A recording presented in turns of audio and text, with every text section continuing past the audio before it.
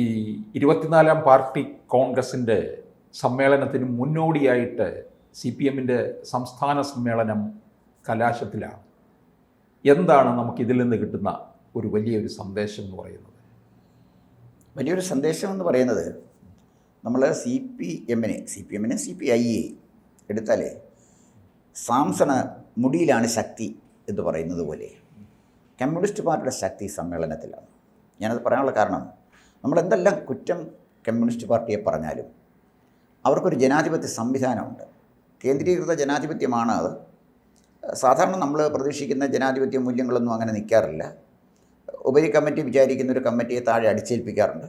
ചിലപ്പോഴെങ്കിലും തിരഞ്ഞെടുപ്പുകൾ നടത്താറുണ്ട്.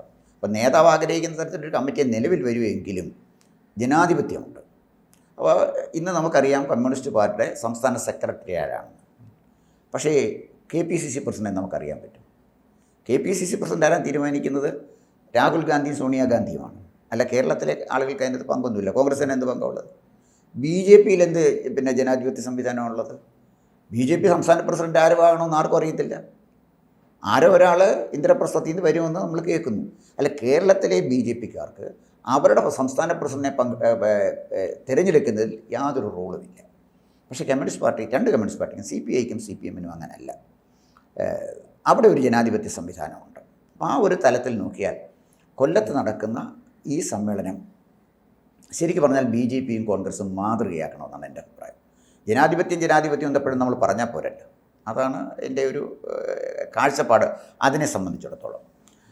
ഇവിടെ ഈ പാർട്ടി സമ്മേളനത്തിൽ വന്ന ഒരു പ്രധാനപ്പെട്ട ഒരു കാര്യം, പാർട്ടി സംസ്ഥാന സെക്രട്ടറി അവതരിപ്പിച്ച പ്രവർത്തന റിപ്പോർട്ടിന് കാര്യമായ ഒരു ചർച്ചയില്ല.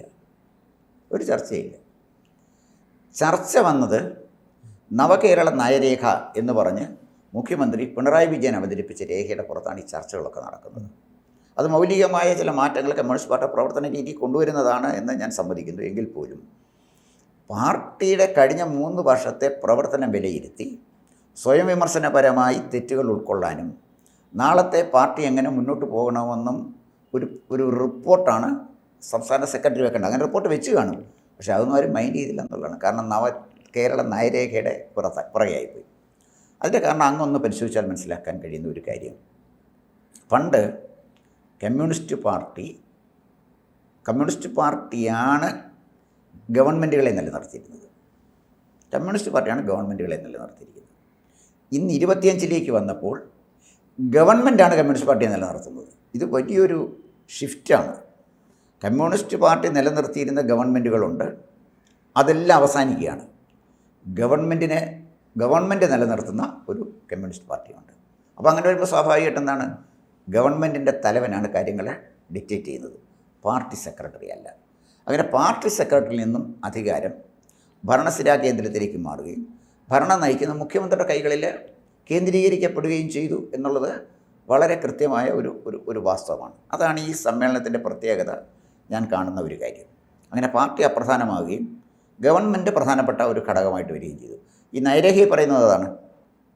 നയരേഖയിൽ പറയുന്നത് പുതിയ ആശയങ്ങൾ വരുന്നു, പബ്ലിക് പ്രൈവറ്റ് പാർട്ടിസിപ്പേഷൻ വരുന്നുണ്ട്, നഷ്ടത്തിലായ പൊതുമേഖലാ സ്ഥാപനങ്ങൾ വേണ്ടെന്ന് വയ്ക്കും, എന്ത് വില കൊടുത്തും എന്ത് നഷ്ടം സഹിച്ചും പൊതുമേഖലാ സ്ഥാപനം നിലനിർത്തണമെന്ന് ആവശ്യപ്പെടുകയും അതിനായി സമരം ചെയ്യുകയും തൊഴിലാളികളുടെ താല്പര്യങ്ങൾക്ക് വേണ്ടി ജീവൻ ത്യജിക്കുമെന്നൊക്കെ പറഞ്ഞ ആളുകളുടെ പാർട്ടിയാണിത്. ഓക്കെ, നല്ല കാര്യം തന്നെയാണ്. എൻ്റെ ഒരു വ്യക്തിപരമായ അഭിപ്രായത്തിൽ നല്ലൊരു ഷിഫ്റ്റാണ് കമ്മ്യൂണിസ്റ്റ് പാർട്ടിയിലുണ്ടായത്. അവരെ സാമൂഹിക യാഥാർത്ഥ്യം മനസ്സിലാക്കുന്നു.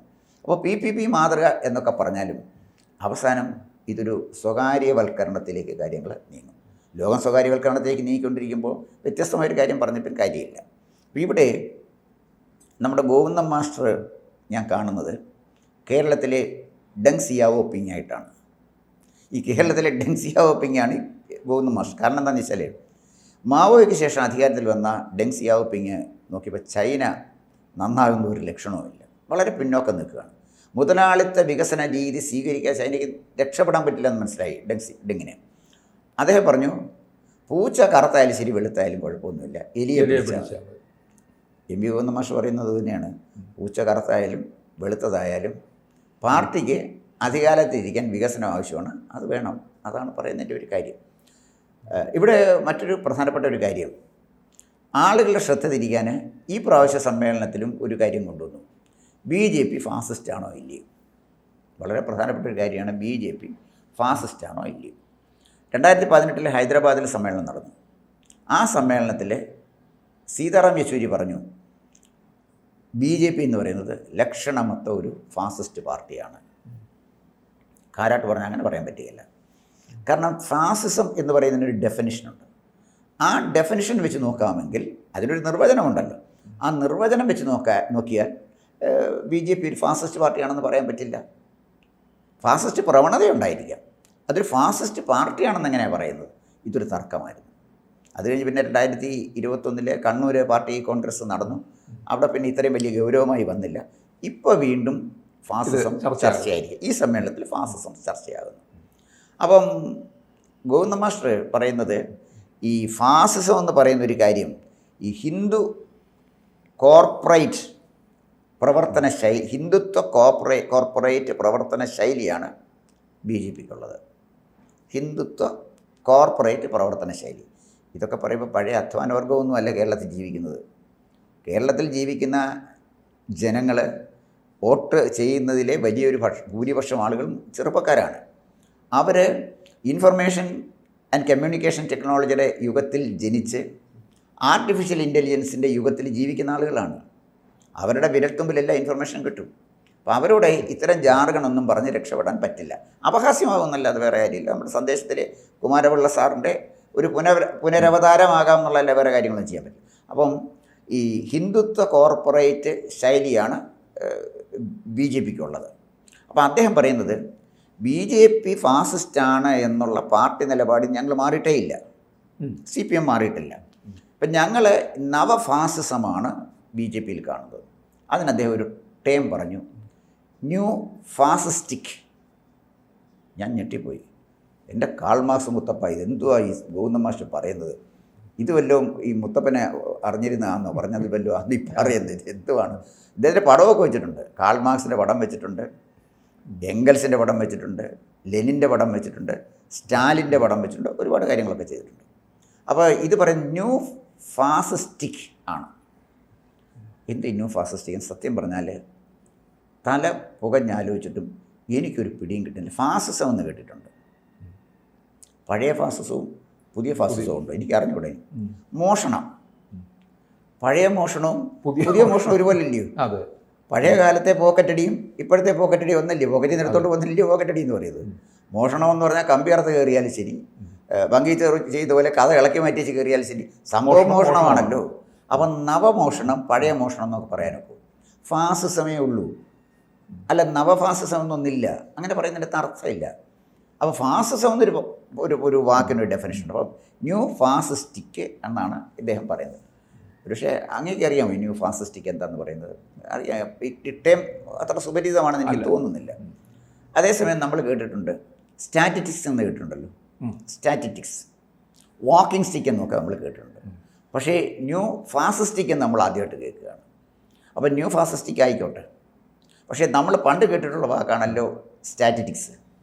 ഈ സ്റ്റാറ്റിറ്റിക്സ് വെച്ചൊന്ന് പരിശോധിച്ച് നോക്കിയാൽ ഈ ന്യൂ ഫാസിസ്റ്റിക്കിൻ്റെ ഒരു സ്ഥിതിയിലേക്ക് നമുക്ക് പോകാൻ പറ്റും. 1952 ഇന്ത്യയിൽ ആദ്യം ഇലക്ഷൻ നടക്കുന്നത്. ആദ്യം ഇലക്ഷൻ 52 നടക്കുമ്പോഴേ ഏറ്റവും അധികം പ്രതിപക്ഷ പാർട്ടികളിൽ നിന്ന് സീറ്റ് കിട്ടിയത് കമ്മ്യൂണിസ്റ്റ് പാർട്ടി ഓഫ് ഇന്ത്യക്കാണ്. അന്ന് CPM ആയിട്ടില്ല, 64 പിളരുന്നത്. അപ്പോൾ 52 16 സീറ്റ് കിട്ടി കമ്മ്യൂണിസ്റ്റ് പാർട്ടി ഓഫ് ഇന്ത്യക്ക്.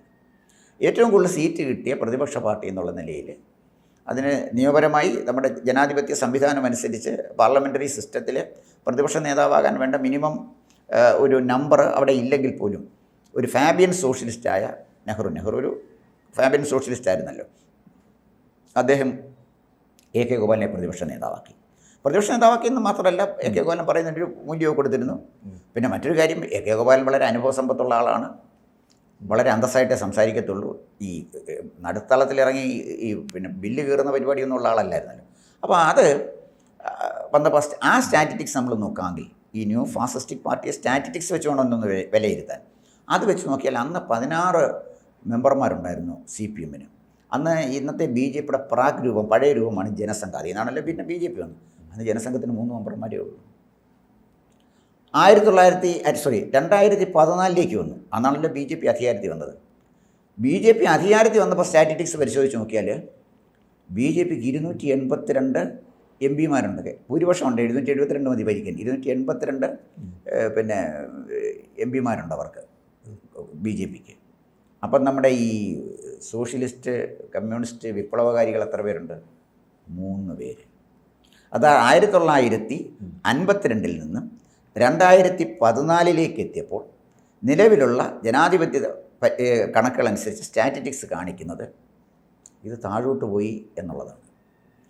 എന്താണ് കമ്മ്യൂണിസ്റ്റ് പാർട്ടി താഴോട്ട് പോകാൻ കാരണം? അപ്പോൾ ഒരു കാര്യം വ്യക്തമല്ലേ, ജനങ്ങളും ന്യൂ ഫാസിസ്റ്റിക് ആയില്ലേ? അല്ലെങ്കിൽ അങ്ങനെ ഈ ഗവൺമെൻറ് വരുന്നത് of the people, by the people, for the people അല്ലേ ജനാധിപത്യം. അപ്പോൾ ജനങ്ങളും ന്യൂ ഫാസിസ്റ്റിക് ആയി, അതാണ് അതിൻ്റെ വാസ്തവം. അല്ലാതെ അങ്ങനെ ഇത് BJPക്ക് അധികാരത്തിൽ വരുന്നത്, അല്ലാതെ പാർലമെൻറ്റിൽ റോഡ് പൊളിച്ച് കയറി ഇറങ്ങിയല്ലോ. ഇനി രണ്ടാമത് വരുന്നത്, എന്താണ് കമ്മ്യൂണിസ്റ്റ് പാർട്ടിക്ക് ഈ അപജയം സംഭവിച്ചതിൻ്റെ കാരണം എന്ന് ചോദിച്ചാൽ, അവരെ നടക്കാൻ ഉപയോഗിച്ച വാക്കിംഗ് സ്റ്റിക്കാണ്. ഈ ഫാസിസ്റ്റിക് എന്ന് ഇപ്പം ഗോവിന്ദൻ മാസ്റ്റർ പറയുന്ന അദ്ദേഹത്തിൻ്റെ പാർട്ടി നടക്കാൻ ഉപയോഗിച്ച വാക്കിംഗ് സ്റ്റിക്കാണ് ഈ പാർട്ടിയെ ഇവിടെ കൊണ്ട് എത്തിച്ചത്. പാർട്ടി എന്താ ചെയ്തത്? പാർട്ടി വർഗീയ ശക്തികളുമായിട്ട് കൂട്ടുകൂടി മാർക്സിസ്റ്റ് പാർട്ടി പാർലമെൻറ്റിലെ കൂടുതൽ അംഗങ്ങളെ സൃഷ്ടിക്കാനും അതിലൂടെ അധികാരം പിടിച്ചെടുക്കാൻ ശ്രമിച്ചപ്പോൾ അധികാരത്തിൻ്റെ അപ്പകഷ്ണം കിട്ടിയ പാർട്ടി നേതാക്കന്മാരും മെമ്പർമാരും MP-മാരും MLA-മാരും ഒക്കെ സോലോരുവരായി. അവർക്ക് എങ്ങനെയും അധികാരം പിടിച്ചെടുത്താൽ മതി. MSN ഒരിക്കൽ പറഞ്ഞു, കോൺഗ്രസിനെ തോൽപ്പിക്കാൻ ഏത് ചെകുത്താനുമായിട്ടും കൂട്ടുകൂടും. ഇപ്പോൾ അധികാരം പിടിച്ചെടുക്കാൻ ഏത് ചെകുത്താനുമായിട്ട് കൂട്ടുകൂടുന്നതിൻ്റെ ഭാഗമാണ് ഈ വർഗീയ ശക്തികളുമായിട്ട് കൂട്ടുകൂടുന്നത്. 1967 അവർ വാക്കിംഗ് സ്റ്റിക്കായിട്ട് ഉപയോഗിച്ചത് മുസ്ലിം ലീഗിനെയാണ്. പിന്നീട് അവർ ജമാഅത്തെ ഇസ്ലാമിയെ ഉപയോഗിച്ചു, SDPA ഉപയോഗിച്ചു, വെൽഫെയർ പാർട്ടി ഉപയോഗിച്ചു. സകലവരെയും അവരെ ഇപ്പോൾ എതിർക്കുന്ന SDPAയും ഈ കഴിഞ്ഞ കുറച്ച് നാളുകൾക്ക് മുമ്പ് വരെ CPM-നെ നടക്കാൻ സഹായിച്ചിരുന്ന വാക്കിംഗ് സ്റ്റിക്കായിരുന്നു. അപ്പം ന്യൂ ഫാസിസ്റ്റിക്കായി BJP എന്ന് പറയുമ്പോൾ ഗോവിന്ദൻ മാസ്റ്റർ അടക്കമുള്ള ആളുകൾ മനസ്സിലാക്കേണ്ട ഒരു കാര്യം, അവരൊക്കെ സങ്കല്പിക്കുന്ന